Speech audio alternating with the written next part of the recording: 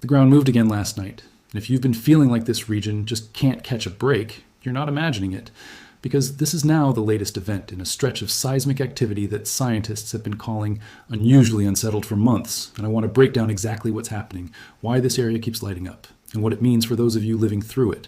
Thank you for joining me. I know earthquakes aren't something we cover as often on this channel as tropical systems, but when we get a stretch like this, a region that keeps producing new earthquakes on top of ones we're still monitoring the aftershocks from, I think it's important to walk through it the same way we would a developing storm, calmly with the facts, and with an eye toward what you can actually do to stay safe. Let's start with what happened. A new earthquake struck this region within the last day, and while the magnitude on this one wasn't the largest we've seen out of this area recently, what makes it significant is where it happened and what it's connected to. This event occurred along the same general fault system that's already been active, meaning this isn't an isolated, out-of-nowhere event. This is another data point in what's becoming a genuinely unsettled pattern of seismic activity that's been building for a while now. Let's talk about why I keep using that word, unsettled, because I think it's the most accurate way to describe what's going on here. When seismologists look at a region and see one earthquake, even a fairly significant one, followed by a clean return to quiet, that's a very different situation than what we're watching unfold here. What we've got instead is a pattern, a sequence of earthquakes, some larger, some smaller, clustered in time and clustered along the same general fault structure. And that clustering is exactly what tells researchers this area is under ongoing stress. The fault hasn't fully released. It's still working through it. And that's why we keep seeing new events pop up rather than the activity settling down after that first significant quake. Let's talk about the mechanics here for a moment, because I think understanding the why helps you understand why this isn't over yet. Earthquakes happen when stress builds up along a fault line. Essentially, two blocks of the Earth's crust are pushing against each other, or grinding past each other, or pulling apart, depending on the type of fault. And they're locked in place by friction until that stress finally overcomes the friction holding them together. And when that happens, you get a sudden release. That's the earthquake.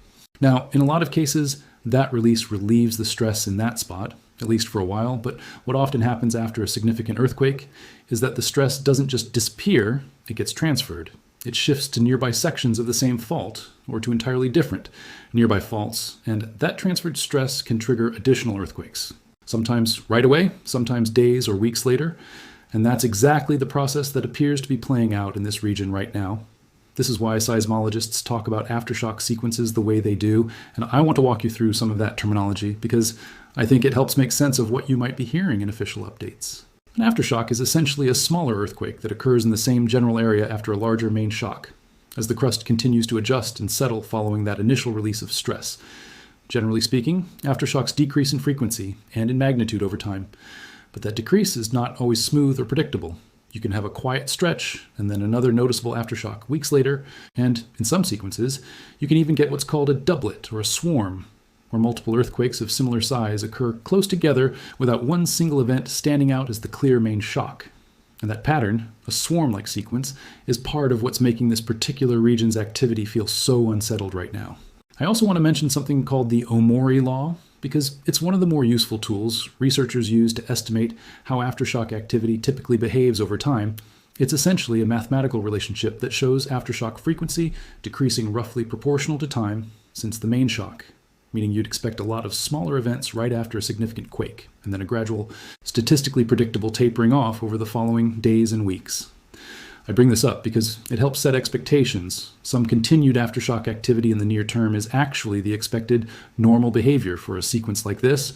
It's not necessarily a sign that something worse is coming, but at the same time, this kind of statistical model only gives you probabilities. It doesn't guarantee a smooth taper, which is exactly why this region remains one to watch closely. Let's talk about the risk of a larger event, because I know that's the question a lot of people have when they hear about ongoing seismic activity like this, and I want to give you an honest, measured answer, rather than either dismissing the concern or overstating it. When a region has an active sequence like the one we're watching, there is statistically an elevated chance of additional earthquakes compared to a period of quiet. That's simply the nature of an active fault working through accumulated stress. In some historical sequences, the largest earthquake in a series comes first, followed by smaller aftershocks. That's the most common pattern. But in some cases, what initially looks like a main shock turns out to be what's called a foreshock, meaning it's actually a precursor to an even larger event that follows later. The difficult truth about seismology, and I think it's important to be upfront about this, the same way I'm always upfront with you about forecast uncertainty in tropical systems, is that we cannot reliably predict in advance which pattern we're in until after the fact. Earthquake prediction in terms of pinpointing an exact time and magnitude for a future event remains something science simply cannot do with precision. What we can do is talk about elevated probabilities and general risk levels based on the historical behavior of similar fault systems. And right now, given the pattern of activity, elevated vigilance is absolutely warranted for this region. Let's talk about the infrastructure and geological factors at play here too, because they matter for understanding the potential impact. Depending on the local soil and ground composition, and this varies a lot even within the same region, certain areas can experience amplified shaking during an earthquake. This is something geologists refer to as site effects. Essentially soft, loose, or sediment-filled ground can shake more intensely and for longer than solid bedrock during the same earthquake. And in some cases, saturated, loose soil can even undergo something called liquefaction, where the ground essentially temporarily behaves like a liquid during intense shaking, which can cause significant damage to structures and infrastructure built on top of it. This is why the same magnitude earthquake can produce very different levels of damage and shaking intensity depending on exactly where you are, even within a fairly small geographic area. And it's part of why local seismic monitoring and building codes matter so much in a region prone to this kind of activity. I also want to touch on the human side of this, because I think it's easy to get lost in the technical details and forget that this kind of sustained, unsettled seismic activity takes a real toll on the people living through it.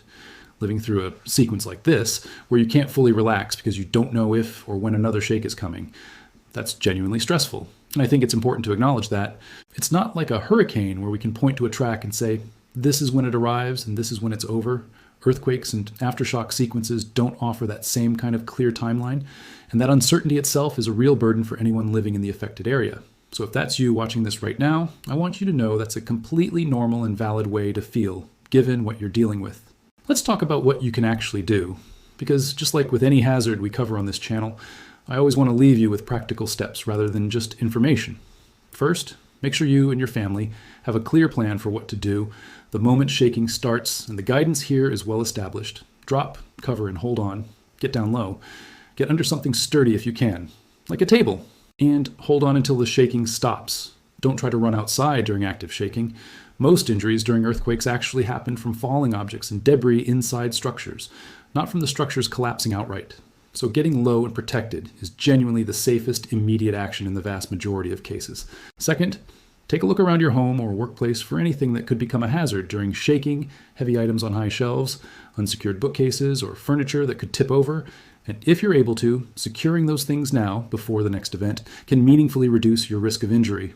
Third, if you're in this region, make sure you've got a basic emergency kit ready, water, a flashlight, a first aid kit, any necessary medications, because depending on the severity of any future event in this sequence, you could be dealing with power outages or disrupted services, and having those basics ready ahead of time takes one more thing off your plate if that happens.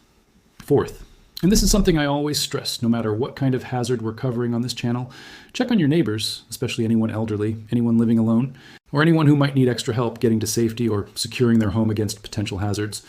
A sustained, unsettled stretch like this really is easier to get through when a community is looking out for each other, rather than everyone facing that uncertainty in isolation.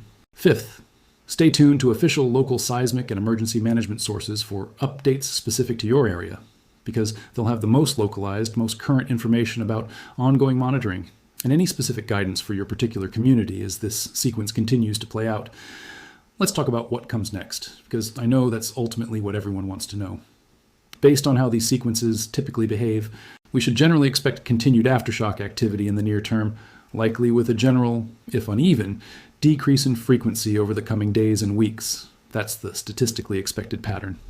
But I want to be honest with you, as I always am, that generally expected is not the same as guaranteed, and given the clustered, ongoing nature of what we've seen out of this region, continued vigilance is warranted.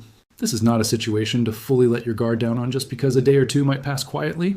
Unsettled sequences like this can and do produce surprises. That's exactly why staying prepared, rather than assuming the worst has already passed, is the right approach here.